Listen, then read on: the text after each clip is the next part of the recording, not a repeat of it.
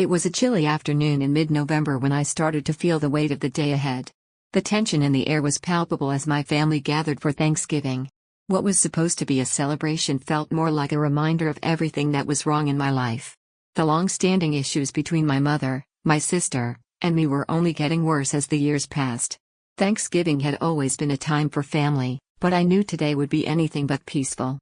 The cracks in our relationships had grown too wide to ignore, and today would be no different.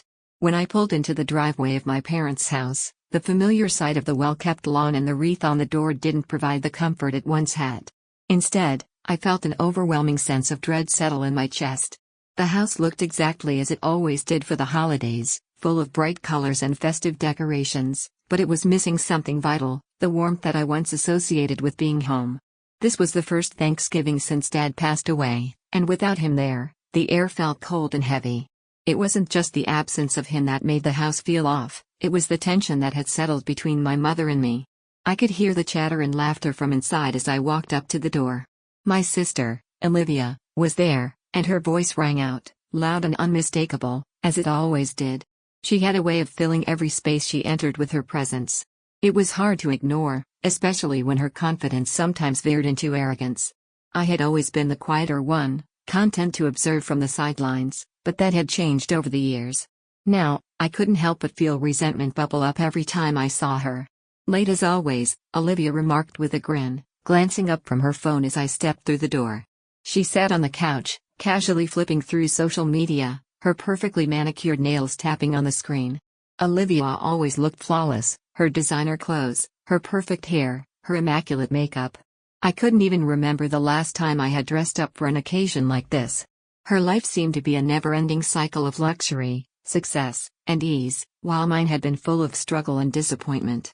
"Sorry," I muttered, forcing a smile that didn't quite reach my eyes.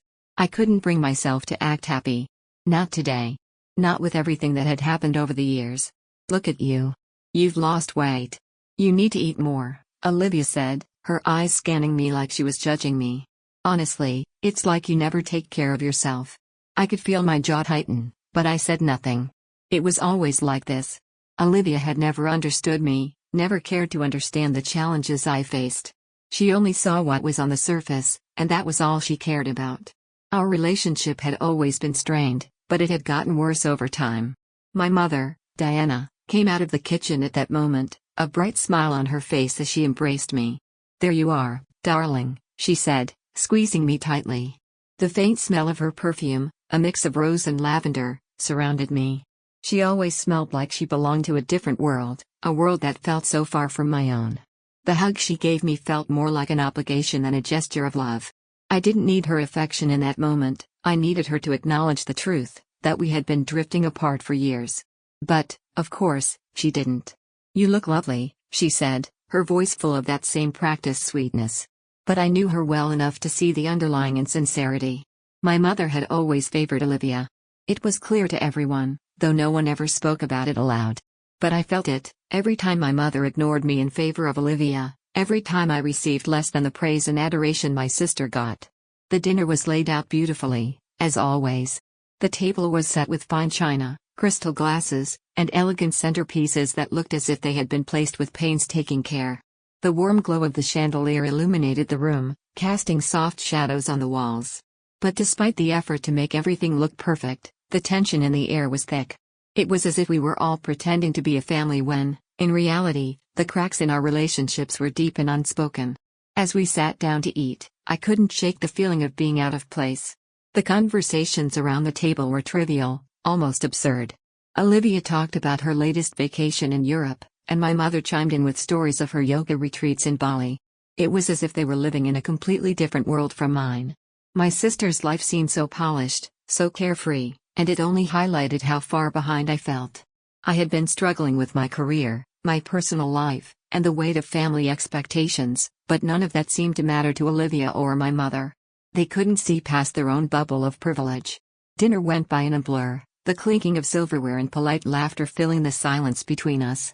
I ate only because I had to, barely tasting the food. My mind was too occupied with the emotional distance between me and my family. I couldn't stop thinking about how much I had changed, how much I had grown apart from them over the years.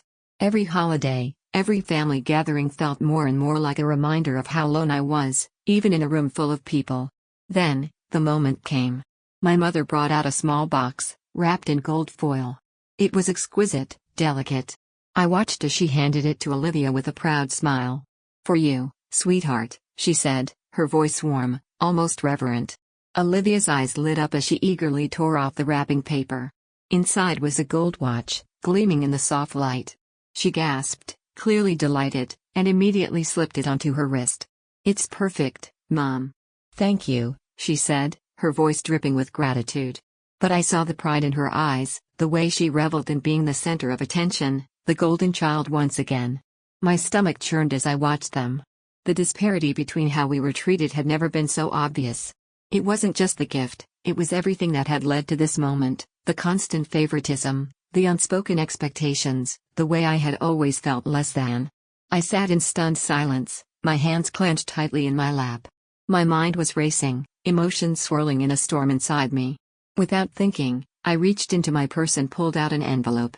It was small, plain, and unremarkable, but it felt heavy in my hand. I placed it in front of my mother, who had just returned to her seat. "What's this?" she asked, her voice quivering slightly as she stared at the envelope. "Open it," I said, my voice barely above a whisper. Her fingers shook as she carefully unfolded the letter inside. As she read it, I could see her face change. The color drained from her cheeks, and her expression twisted into one of confusion, then disbelief. I didn't have to explain anything. She knew exactly what it meant. The silence that followed my mother's reading of the letter was almost unbearable. For a moment, no one spoke.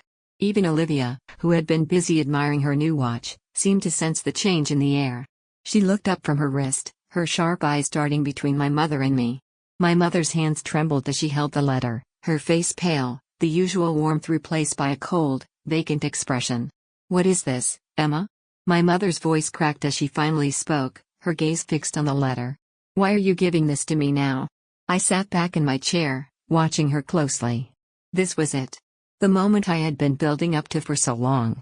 My hands were clammy, and my heart raced in my chest, but I couldn't back down now. I had made my decision, and I knew I had to follow through. I had spent years burying my feelings, living in the shadows of my sister's perfection, and now, I was ready to finally confront the truth.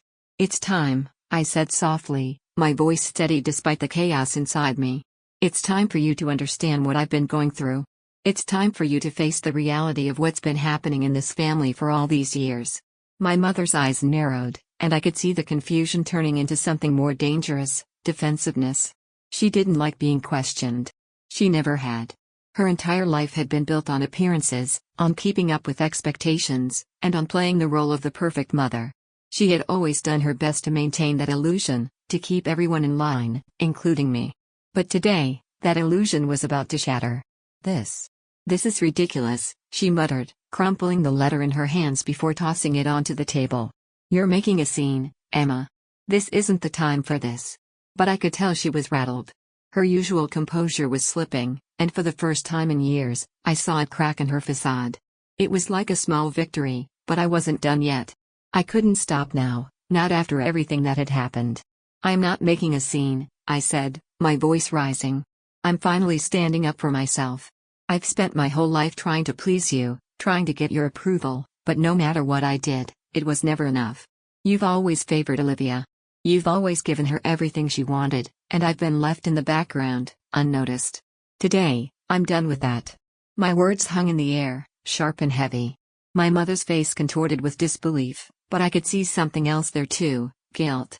For the first time, I saw the cracks in her armor. For a fleeting moment, I wondered if she might actually hear me, if she might finally understand the pain I had been carrying all these years. But then Olivia spoke, her voice cutting through the tension like a knife. "Really, Emma?" Olivia's tone was dripping with sarcasm. "Is this what you've been waiting for? To make a big scene at Thanksgiving? How childish. You're jealous of me, aren't you? You've always been jealous of everything I've had." Her words stung, but I didn't let them show.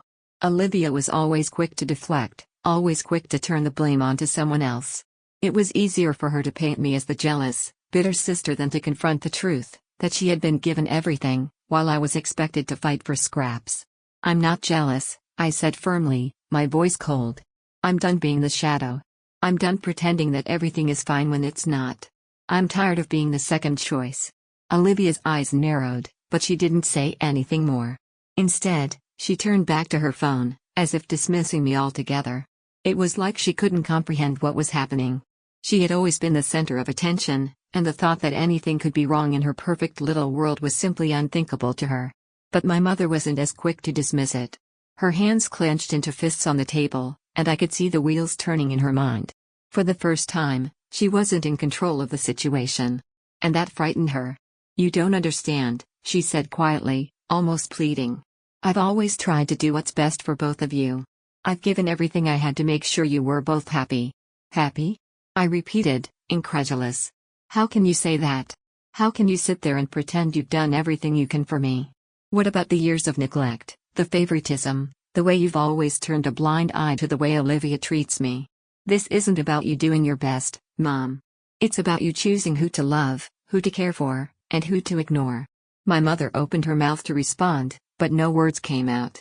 Instead, she simply stared at me, her face pale, her eyes wide. It was as if she couldn't find a way to defend herself. And for once, I didn't care. I had waited too long for this moment, and I wasn't going to let her or Olivia talk their way out of it. "I'm done, Mom," I said, standing up from the table, my voice shaking but determined. "I'm done pretending everything's fine. I'm done pretending that I don't matter. You've hurt me for too long, and I can't keep pretending that it's okay." Without waiting for a response, I turned and walked out of the room, leaving the stunned silence behind me.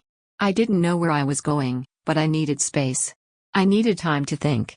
For the first time in years, I was free of the weight of my family's expectations.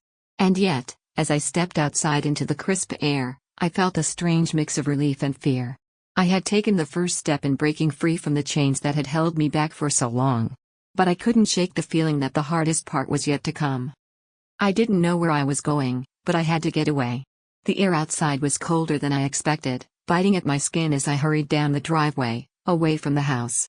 I couldn't stand the thought of going back inside. The weight of my words was still sinking in, and I knew there was no going back. My mother would never see me the same way again. But I had never felt more alive. The fear that had gripped me earlier was slowly being replaced by something else, empowerment. For the first time in my life, I wasn't hiding behind the mask of the obedient daughter. I had spoken my truth, even if it shattered everything in its path. As I walked aimlessly through the neighborhood, my thoughts kept spiraling back to the letter I had given my mother. I had spent months writing it, carefully choosing each word, each phrase. I wanted her to understand. No, I needed her to understand how deeply her actions had hurt me. How, for years, I had been forced to watch as Olivia was showered with love and affection, while I was left to pick up the pieces. The favoritism had always been there, hidden beneath the surface, but I had never had the courage to confront it before. I reached the park at the end of the street, the same park I used to visit as a child. It felt strangely comforting, like stepping into a different version of my past. I sat down on a weathered bench and let out a breath, staring up at the bare branches of the trees swaying in the wind. It was quiet here, far from the chaos of my family's house, far from the expectations that had always defined my life. My phone buzzed in my pocket, and I flinched. I knew who it was before I even looked. Olivia. She had probably been waiting for the right moment to throw a jab my way, to make me feel small again. But I didn't want to talk to her. Not now. Not when I was finally starting to reclaim some sense of peace. I ignored the call and let it go to voicemail. Then, I turned off my phone and shoved it back into my pocket. For the first time in years, I felt like I had control over something, anything. And I wasn't going to let Olivia or anyone else take that away from me. But as I sat there, a sense of guilt began to creep in. Had I gone too far? Was it really necessary to tear apart the family like this? My mother. She had always tried her best, hadn't she? Maybe I had been too harsh. Maybe I had let my resentment cloud my judgment. The doubt gnawed at me, and for a moment, I wondered if I had made a mistake. But then, I remembered the look on my mother's face when she read the letter. The shock, the confusion, the flicker of guilt behind her eyes. That look had told me everything I needed to know. She had never truly seen me. Not as I was. Not as her daughter. She had always seen me as a supporting character in Olivia's story. The quiet one. The one who would never make waves. The one who would always be content in the background. But I wasn't content anymore. And I wasn't going to let her dismiss me. I stayed at the park for a while, lost in my thoughts, until the cold began to seep into my bones. When I finally stood up to leave, I checked my phone. Another voicemail. This time, from my mother. I hesitated. Part of me wanted to ignore it, to let the silence grow between us, but I knew I couldn't run from this forever. I needed to hear what she had to say. So, I pressed play. Emma. Please, my mother's voice trembled, and I could hear the desperation in her tone. I don't understand what's happening, but I can't lose you. I've always loved you, you know that. I don't want you to hate me. I don't want to lose my daughter. Please, come home. Her words cut through me like a knife. I had expected anger. I had expected her to lash out. But instead, she sounded broken. It was the first time I had ever heard her admit vulnerability. It was the first time I had heard her plead for me, and for a moment, I almost gave in. But then, I remembered. I remembered all the years of being overlooked. All the years of silently suffering while Olivia basked in the spotlight. I had given everything to this family, and what had it gotten me? I had sacrificed my own happiness for the sake of keeping the peace, for maintaining the illusion that everything was fine. But it wasn't fine. It never had been. I erased the voicemail without listening to the rest. I wasn't ready to forgive her. Not yet. Maybe someday, but not today. Today, I needed to stand firm. I needed to honor my feelings, no matter how painful it was. The drive back home felt like an eternity. I wasn't sure what I would find when I stepped back inside the house. Would my mother try to apologize? Would Olivia act like nothing had happened? Or would everything be different now, irreparably broken? As I turned the key in the front door, I braced myself for whatever awaited me. But when I walked in, the house was eerily quiet. The usual clink of silverware and laughter from the dining room was absent. I followed the stillness, my footsteps heavy on the floorboards, until I reached the kitchen. Olivia was sitting at the table, her head down, fiddling with her phone. My mother wasn't in sight. The tension was palpable, and I felt it immediately, the unease, the weight of the unspoken words between us. Olivia glanced up at me, her eyes hard, but she didn't say anything. I took a deep breath. This was it. The moment I had been avoiding. The confrontation. The reckoning. Olivia, I said, my voice steady but laced with the exhaustion I was feeling. We need to talk. She raised an eyebrow, a hint of amusement in her gaze. What's there to talk about? You've made your point. Congratulations. You've finally managed to ruin everything. I could see the bitterness in her words, but I didn't flinch. I couldn't. This time, I was standing my ground. This isn't about me ruining anything. This is about us finally facing the truth. About how we've been living in a lie for all these years. Olivia scoffed, but she didn't walk away. Maybe she knew, deep down, that this time was different. The silence in the room stretched between us like an insurmountable wall. I could hear the sound of my own breath, shallow and unsteady, as I waited for Olivia to respond. But she didn't. She sat there, her face unreadable, her eyes fixed on the phone in her hands. It was as if the words I had just spoken didn't matter to her at all. For a moment, I wondered if I had made a mistake. Had I gone too far? Had I shattered the fragile semblance of peace that had always existed between us? But then, the weight of everything I had been holding in for so long crushed me, and I knew that I couldn't take back what I had said. I couldn't pretend anymore. Olivia, I repeated, my voice firmer this time, this isn't just about us. It's about everything. Everything that's been ignored and swept under the rug for years. We can't go on pretending anymore. Not after what's happened. She finally looked up at me, her gaze cold and distant. You think you're the only one who's suffered? She spat, her voice sharp. You think I haven't noticed the way Mom favors you? The way she's always had this connection with you that I'll never have? I stared at her in disbelief. She was angry, yes, but there was something more there, something deeper. Pain. Hurt. Her words cut through me like a knife, and for a moment, I didn't know how to respond. How could I have been so blind to her own feelings? You think I don't know how you feel? I whispered, my voice shaking with the intensity of my emotions. I know. I've always known.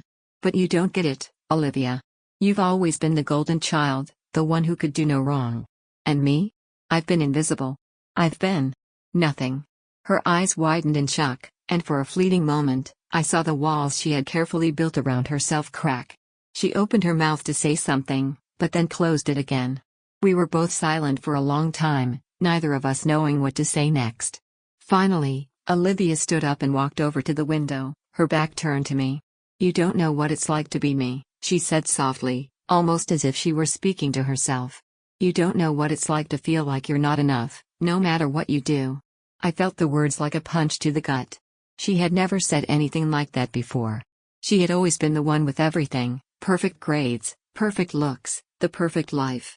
And yet, here she was, admitting that she had felt the same way I had all along. "I never wanted to make you feel like that," I said, my voice barely a whisper. "I never wanted to hurt you. But you have to understand. I've been fighting for so long to be seen, to be noticed. And Mom, she's never seen me the way she sees you." Olivia turned around then, her eyes full of something I couldn't quite place: sadness, maybe, or regret. "I never asked for her to love me more than you," she said quietly. "I never asked to be the one she always turns to. But it's not my fault, Emma. It's not my fault that she's always looked at you like you were the problem." The words stung, but there was truth in them. Our mother had always kept us at odds, whether intentionally or not. She had made it so that we were constantly competing for her affection, for her approval. And we had both suffered because of it. I swallowed hard, feeling the weight of everything crashing down on me. I had spent my entire life resenting Olivia, but in that moment, I realized that she had suffered too. She had her own wounds, ones that had gone unnoticed because they didn't fit into the narrative I had created in my mind. I had painted her as the villain in my story, but maybe she was just another casualty of the same broken family dynamics that had torn me apart. "I'm sorry," I said, my voice breaking. "I'm sorry for everything. For blaming you, for pushing you away. I never wanted to hurt you." Olivia didn't respond right away. Instead, she walked over to me and sat down next to me at the table. For a long moment, neither of us said anything. The air between us was thick with unspoken words, with everything we had kept hidden for so long. Finally, Olivia spoke, her voice soft but steady. "Maybe we've both been wrong. Maybe we've both been hurt by things we couldn't control. But we can't keep blaming each other for everything that's gone wrong. We need to face the truth together." I nodded, feeling a sense of relief wash over me. For the first time in years, it felt like there was hope for us. Like we could rebuild what had been broken. But it wouldn't be easy. It would take time. And it would take a willingness to face the hard truths about ourselves, about our family, and about each other. At that moment, the door creaked open, and my mother stepped into the room. Her eyes were red, and I could tell she had been crying. She had heard everything. She had heard the rawness of our conversation, the pain we had both carried for so long. And now, it was her turn. "I heard what you both said," she said quietly, her voice trembling. "And I'm sorry. I've failed you both. I've failed as a mother, and I've failed as a person. I've spent so many years focused on my own pain, my own insecurities, that I didn't see how much I was hurting you too."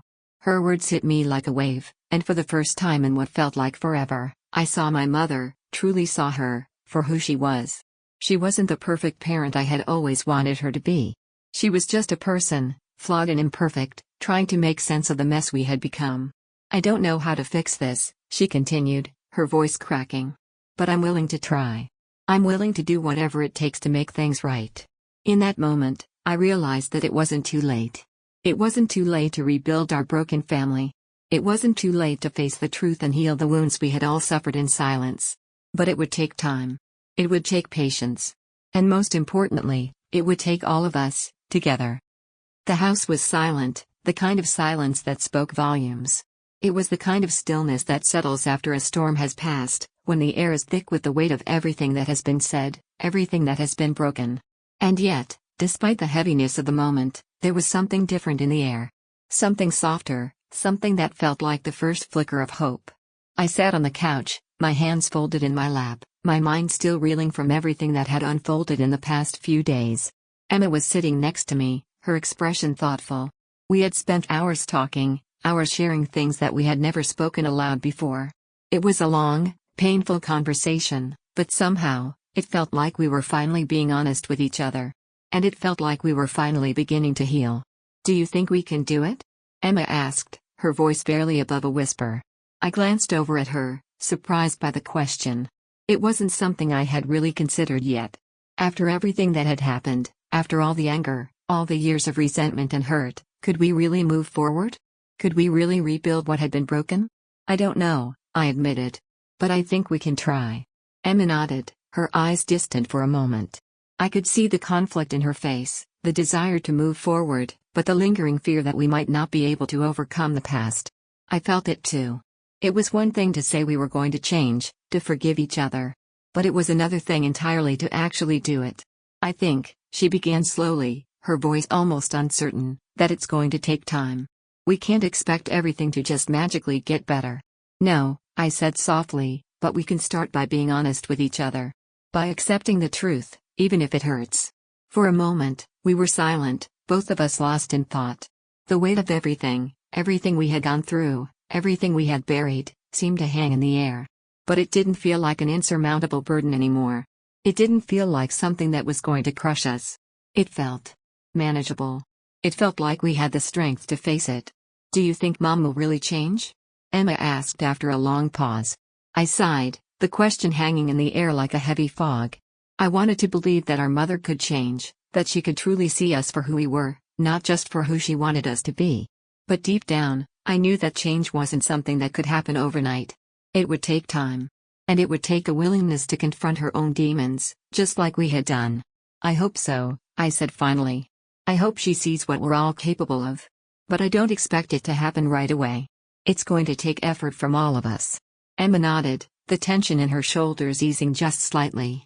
I don't know if I can ever fully forgive her for what she's done, for what she's put us through.